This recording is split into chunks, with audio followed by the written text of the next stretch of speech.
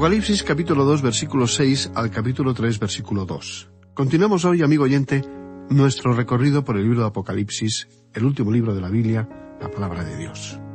En nuestro programa anterior no llegamos a finalizar el estudio del mensaje de Jesucristo a la iglesia en Pérgamo, ciudad donde, según declaró Cristo, se encontraba el trono de Satanás. Retomemos ahora nuestra lectura en el versículo 16 de este capítulo 2 de Apocalipsis, donde leemos lo siguiente. Por tanto, arrepiéntete, pues si no, vendré a ti pronto y pelearé contra ellos con la espada de mi boca. El aviso del Cristo resucitado es que va a declararles batalla. Debemos fijarnos en que no dijo pelearé contra vosotros, sino pelearé contra ellos. Él no estaba disgustado con toda la iglesia, con todos sus miembros, sino solo con aquellos que trataban de desviarla y apartarla de él. La amenaza del Cristo resucitado es que peleará contra ellos con la espada de su boca. Esta imagen se nos ofrece de manera impactante y muy visual, recordándonos a la espada de los conquistadores de la antigüedad, que servía para conquistar nuevos territorios y defenderlos del enemigo. ¿Y cuál es la espada de Cristo, estimado oyente? El autor del libro de los Hebreos dice que la palabra de Dios es más afilada que cualquier espada de dos filos. Hebreos capítulo 4 y versículo 12. Y el apóstol Pablo dice que la espada de Cristo es la palabra de Dios. Efesios capítulo 6 verso 17. La espada de Cristo es la palabra de Cristo. ¿Por qué? Porque en la palabra de Jesucristo hay convicción de pecado. En ella somos confrontados con la verdad y con nuestro fracaso en obedecerla. En la palabra de Cristo está la invitación de Dios, la que convence al hombre de pecado, y entonces le invita a restablecer su relación con Él y volver a su amor por medio de su Hijo. En la palabra de Cristo hay promesa de salvación, le conduce a la cruz y le da seguridad de que no hay otro nombre bajo el cielo dado a los hombres en que podamos ser salvos. La conquista de Cristo es su poder para ganar a las personas al amor de Dios. Dice así el versículo 17. El que tiene oído, oiga lo que el Espíritu dice a las iglesias. Al que venciere, daré a comer del maná escondido, y le daré una piedrecita blanca, y en la piedrecita escrito un nombre nuevo, el cual ninguno conoce sino aquel que lo recibe. Cuando Juan emplea la expresión al que venciere, se está refiriendo al cristiano, es decir, para Juan, ser un vencedor equivale a ser un cristiano. Y a continuación, el Cristo resucitado ofrece dos promesas a toda persona que logre la victoria. La primera es participar del maná escondido. ¿Y a qué se está refiriendo? Así como Israel recibió el maná en el desierto, el alimento que le permitió sobrevivir en medio del desierto, Dios promete dar a todo creyente el verdadero pan espiritual que el mundo incrédulo no puede ver, su Hijo Jesucristo.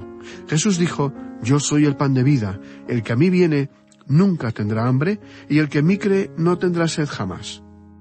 Cristo es el pan de vida, y esta es la promesa, que al que sea fiel, Cristo se le dará a sí mismo.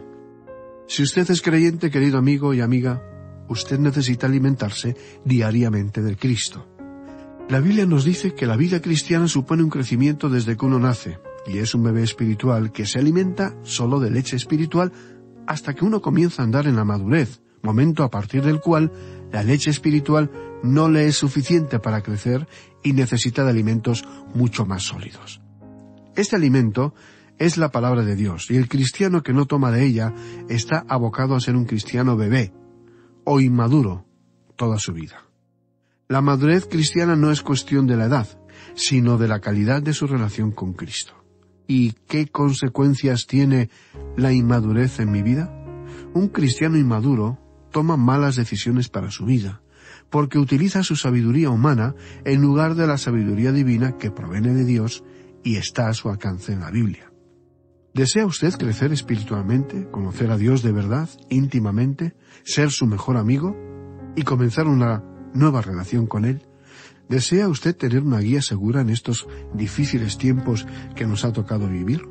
Le invitamos a que inicie o renueve su relación con Jesucristo y a que fundamente su vida en la palabra de Dios. No en buenos consejos de amigos bien intencionados, no en libros de autoayuda o en sus propias experiencias pasadas, sino en la palabra de Dios, que es eficaz y como espada de dos filos. La segunda promesa que hace el Cristo resucitado es que les dará una piedrecita blanca que contenga su nombre nuevo. ¿A qué se está refiriendo exactamente? Aunque se han ofrecido múltiples interpretaciones, es posible que se refiera a lo siguiente. A los atletas que ganaban los Juegos griegos se les daba como parte de su galardón una piedra blanca, que era la consigna de entrada a la celebración que se hacía después en honor de los vencedores. Esto podría representar el momento en que el vencedor cristiano recibirá su entrada a la celebración de la victoria eterna en el cielo. En cuanto a la promesa de un nombre nuevo, esto es un mensaje personal de Cristo para aquellos a quien Él ama, que sirve como permiso de entrada a la gloria eterna. Y es tan personal que solo la persona que lo recibirá sabrá qué es. Bien, llegamos así al versículo 18 y comienza la carta que Jesucristo le dictó en una visión al apóstol Juan y cuyo destinatario era la iglesia de Tiatira. Ubicada entre Pérgamo y Sardis, la ciudad de Tiatira había estado bajo dominio romano durante casi 3 siglos. Como estaba localizada en un valle prolongado que se extendía unos 64 kilómetros hasta Pérgamo, no contaba con defensas naturales y tenía una larga historia de destrucciones y reconstrucciones. En un comienzo fue habitada por los soldados de Alejandro Magno y solo se consideraba como un reducto militar dedicado a la protección de Pérgamo. Debemos recordar que Lidia, la empresaria y vendedora de púrpura que encontramos en el libro de los Hechos, capítulo 16 y versículo 14, con la cual se encontró el apóstol Pablo en Filipos, venía de hacer negocios en Tiatira. La ciudad era un gran centro comercial, especialmente de la industria del tinte y del comercio de artículos de lana. Hoy sabemos que en la ciudad había gran cantidad de gremios comerciales. Veamos ahora lo que nos dice el versículo 18 de este capítulo 2 de Apocalipsis. Y escribe al ángel de la iglesia en Tiatira, el Hijo de Dios, el que tiene ojos como llama de fuego y pies semejantes al bronce bruñido, dice esto. Aquí, la más larga de las cartas va dirigida a la menos importante de las ciudades. Tiatira no tenía ninguna importancia por motivos religiosos, tan solo un altar de adivinación que presidía una pitonisa llamada Sambate. La iglesia de Tiatira tampoco corría peligro de sufrir persecución. El Señor Jesucristo dice aquí en el versículo 19 de este capítulo 2 de Apocalipsis: yo conozco tus obras, y amor, y fe, y servicio, y tu paciencia, y que tus obras postreras son más que las primeras. Sabemos menos de Tiatira que de ninguna de las otras 7 ciudades, y de todas las 7 cartas, esta es la más enigmática. Él dice: yo conozco tus obras. La carta continúa en términos de la más alta alabanza. El amor, la lealtad y el servicio y constancia de la Iglesia invitan a su felicitación. Y aquí tenemos 6 palabras de alabanza para esta Iglesia en esa época de oscurantismo espiritual. Las obras son, en realidad, las credenciales de los verdaderos creyentes. El siervo de Dios, Santiago, escribió: muéstrame tu fe sin tus obras, y yo te mostraré mi fe por mis obras. Había muchos que vivían sus vidas sin mancha, y por medio de sus buenas obras daban buen testimonio de la obra de Dios en sus vidas. Luego añade: y amor. Era una iglesia que demostraba amor, que reflejaba el amor de Dios en sus obras. Y añade: fe. Esta iglesia, además de obras de amor, demostraba tener viva su fe, su esperanza y su certeza. Además, añade: servicio y tu paciencia, debido probablemente a las pruebas que tuvieron que soportar durante todos aquellos años. Y continúa: tus obras postreras son más que las primeras. Es decir, que en esta iglesia las obras se incrementaron en lugar de disminuir con el tiempo. Estas 5 virtudes son generados en el interior de los creyentes por la obra y gracia del Espíritu Santo. Continuamos leyendo en el versículo 20 de ese capítulo 2 de Apocalipsis, donde el Señor dice: pero tengo unas pocas cosas contra ti, que toleras que esa mujer Jezabel, que se dice profetisa, enseñe y seduzca a mis siervos a fornicar y a comer cosas sacrificadas a los ídolos.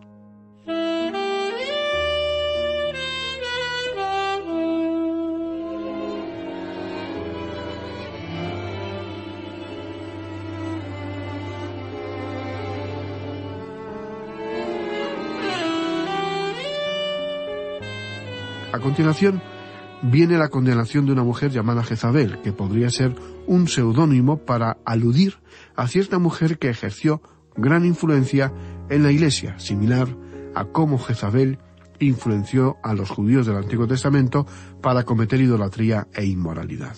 Aquí, esta mujer, Jezabel, está acusada de enseñar dos cosas: comer carne ofrecida a los ídolos y cometer fornicación. El primer problema era más grave de lo que podría parecer a simple vista, pues la carne ofrecida a los ídolos se vendía habitualmente en las carnicerías. Por otro lado, la carne sobrante del sacrificio, que era la mayoría del animal, era comúnmente utilizada para realizar fiestas con los amigos y vecinos. Por ello, la prohibición de comer carne sacrificada a los ídolos tenía una consecuencia de largo alcance. Contribuía a aislar a un cristiano de todas las ocasiones sociales con los no cristianos, y había por ello pocas ocasiones sociales y casi ningún banquete en los que pudiera participar con los paganos. En cuanto a la otra parte de la enseñanza de Jezabel, la fornicación no está tan clara, pues no sabemos si debemos tomar esta referencia en sentido literal o metafórico. En las Escrituras, la infidelidad a Dios se expresa en términos de fornicación y adulterio. Bien puede ser que la enseñanza de Jezabel fuera que los cristianos no tenían necesidad de ser exclusivos en su culto a Jesucristo y sobre todo no tenían que negarse a decir César es el Señor y quemar un poco de incienso. La pretensión del cristianismo no es que Jesucristo es uno entre muchos salvadores, ni siquiera que es el principal de todos ellos, sino que es el único Salvador. La conclusión parece ser la siguiente. Exteriormente, la iglesia de Tiatira era fuerte y floreciente, abundante en energía y mostraba ser generosa. Pero faltaba algo esencial, y aquí está la advertencia. Una iglesia abarrotada de miembros, llena de actividades, no es necesariamente una iglesia real. Puede ser que sea un club cristiano de mucho éxito en vez de una verdadera congregación. Continuando en los versículos 21 y 22 de este capítulo 2 de Apocalipsis, leemos: «Y le he dado tiempo para que se arrepienta, pero no quiere arrepentirse de su fornicación. He aquí, yo la arrojo en cama y en gran tribulación a los que con ella adulteran, si no se arrepienten de las obras de ella». La expresión «he aquí yo la arrojo a la cama» se refiere al lecho de un enfermo. Tras haber dado tiempo suficiente a esta mujer para que se arrepintiera, Dios se disponía a juzgarla con enfermedad. Y como ella se había dedicado a usar una suntuosa cama para cometer inmoralidad, así como la silla en la que se reclinaba para comer cosas ofrecidas a sus ídolos y dioses falsos, por su pecado y falta de arrepentimiento, recibiría una cama en el infierno donde yacería para siempre. Luego, en el versículo 23, se dice: «Y a sus hijos heriré de muerte, y todas las iglesias sabrán que yo soy el que escudriña la mente y el corazón. Y os daré a cada uno según vuestras obras». La iglesia de Tiatira tenía ya unos 40 años de existencia cuando el apóstol y evangelista Juan escribió estas palabras, y la enseñanza de esta mujer había producido una segunda generación que practicaba las mismas disipaciones. Avanzando con nuestra lectura, leemos en el versículo 24: «Pero a vosotros y a los demás que están en Tiatira, a cuantos no tienen esa doctrina y no han conocido lo que ellos llaman las profundidades de Satanás, yo os digo, no os impondré otra carga». ¿A qué se refiere este versículo cuando habla de las profundidades de Satanás? Se está refiriendo a la muy extendida creencia de que era un deber experimentar toda clase de pecados. Lo que pretendían era dejar que el cuerpo se regodeara en el pecado y mantener el alma impoluta. Los que conocían las profundidades de Satanás habían sondeado las profundidades del mal. Este libertinaje inaudito formó más parte de la enseñanza del gnosticismo, según el cual uno puede participar en todo tipo de actividades propias del dominio de Satanás y cometer maldades y perversiones con el cuerpo sin hacer daño al espíritu. También es posible que simplemente Jezabel enseñara que un cristiano debe acomodarse al mundo. En otras palabras, impulsaba a la Iglesia a la infidelidad espiritual que conduciría irremisiblemente a la fornicación física. Pero sobre esto dijo el apóstol Pablo: «No os conforméis a este mundo, sino sed transformados por la renovación de vuestra mente». Y Jesús dijo: «No podéis servir a dos amos, a Dios y a las riquezas». Y queridos amigos y amigas, la vieja disyuntiva sigue siendo la alternativa actual. Escogeos hoy a quién vais a servir. Leamos los versículos 25 y 26 de este capítulo 2 de Apocalipsis. Pero lo que tenéis, retenedlo hasta que yo venga. Al que venciere y guardare mis obras hasta el fin, yo le daré autoridad sobre las naciones. Las obras de Cristo se presentan aquí en contraste a las obras de Jezabel. Las obras de Cristo fueron realizadas por el Espíritu Santo. Nosotros vencemos, amigo y amiga oyente, mediante la fe, no mediante nuestro propio esfuerzo. Y yo le daré autoridad sobre las naciones, explica luego. El apóstol Pablo escribió a los Corintios y les dijo que vamos a gobernar sobre las naciones. Avanzando un poco más en los versículos 27 y 28 de este capítulo 2 de Apocalipsis, leemos: Y las regirá con vara de hierro, y serán quebradas como vaso de alfarero, como yo también la he recibido de mi Padre. Y le daré la estrella de la mañana. El que tiene oído, oiga lo que el Espíritu dice a las iglesias. Cuando dice, y las regirá con vara de hierro, se refiere a que durante el reino milenario, Cristo hará cumplir su voluntad y protegerá a sus ovejas con cetro de hierro de cualquiera que pretenda hacerles daño. Respecto a la imagen de la estrella de la mañana, Juan se refiere más adelante a Cristo como la estrella resplandeciente de la mañana. Aunque este lucero de la mañana ya ha salido en nuestros corazones, un día le tendremos en su plenitud gloriosa. La promesa de la estrella de la mañana es la promesa de Cristo mismo. Y con esto llegamos al capítulo 3, donde tenemos la carta de Cristo a la iglesia en Sardis. Sardis estaba ubicada en una acrópolis natural que se mantenía elevada a unos 450 metros sobre el valle, por lo que era considerada como una ciudad impenetrable al enemigo. Alrededor del año 1200 a.C. se convirtió en la capital del reino de Lidia.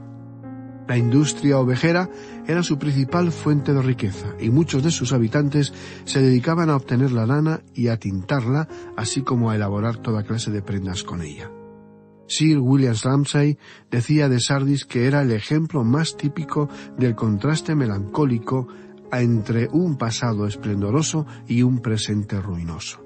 Sardis era una ciudad degradada.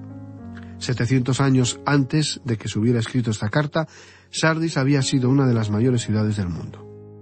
El primer versículo de este capítulo 3 de Apocalipsis nos dice: Escribe al ángel de la iglesia en Sardis, al que tiene los 7 espíritus de Dios y las 7 estrellas, dice esto: Yo conozco tus obras, que tienes nombre de que vives y estás muerto. Al principio de esta carta, Jesucristo ya glorificado se describe a sí mismo en 2 frases.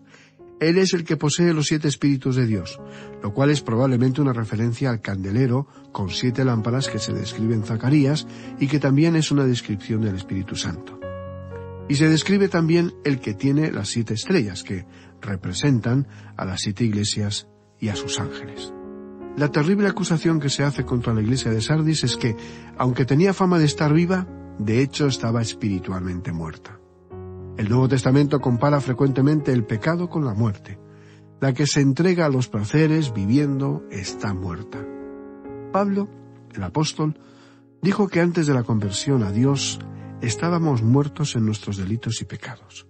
Por eso los cristianos decimos que el pecado es la muerte de la voluntad, porque nos impide romper con nuestros malos hábitos aunque deseamos hacerlo. Es la muerte de los sentimientos, porque petrifica el sentimiento y nos hace insensibles hacia lo que está mal o bien. El pecado supone la muerte de todo lo amable. El pecado es el cruel asesino de todo lo hermoso que hay en la vida. Dice el versículo 2 de este capítulo 3 de Apocalipsis: Sé vigilante y afirma las otras cosas que están para morir, porque no he hallado tus obras perfectas delante de Dios.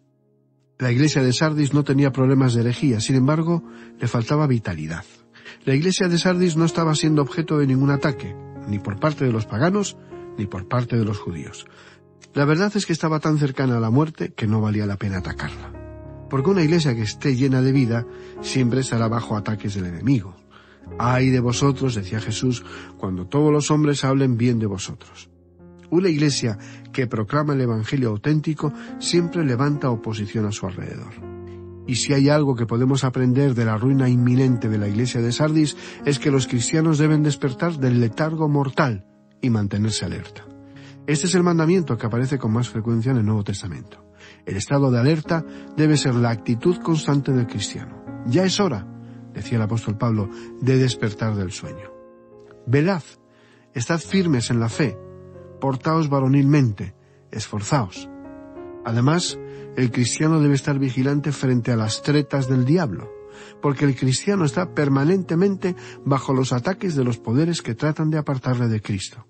Y a menudo, estos ataques son sutiles. Y por último, el cristiano debe estar en guardia contra la tentación. Velad y orad, dijo Jesús, para no caer en la tentación. La tentación del enemigo de nuestra alma espera a que bajemos la guardia para atacar y derrotarnos. Con este pensamiento nos despedimos por hoy. Esperamos que nos acompañe de nuevo en nuestro próximo encuentro. Hasta entonces, le invitamos a que no deje de leer la palabra de Dios, pues solo ella es fuente de vida eterna para usted y para su familia.